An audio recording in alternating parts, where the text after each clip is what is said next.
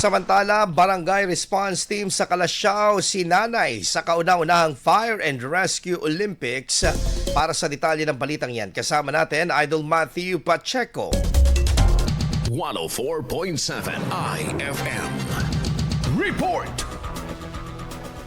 Isinagawa sa bayan ng Kalasyaw ang Barangay Fire and Rescue Olympics 2026 kung saan ipinakita ng mga miyembro ng Community Emergency Response Teams o CERT mula sa iba't ibang barangay ang kanilang kahandaan sa pagresponde sa sunog. Sa naturang kaganapan, ibinahagi rin ang tamang gawain sakaling magkaroon ng aksidente at iba pang sakuna. Sa iba't ibang rescue at emergency drills, ipinamalas sa mga kalahukang kanilang husay, bilis, tamang estratehiya. Ayon sa mga opisyal, layunin ng aktibidad na mas mapalakas pang kakayahan ng mga barangay responders upang masigurang mabilis at maayos sa pagresponde sa oras ng emergency. Sa pamamagitan umano nito ay patuloy na pinagtitibay ng pamahalang lokal ang kanda ng komunidad laban sa anumang sakuna at banta sa kaligtasan ng publiko. Ngayong buwan ng Marso, ginugunita ang Fire Prevention Month. Kasama mo mula rito sa IFM Dagupan. Ako po si Idol Matthew Pacheco. Tatak IFM.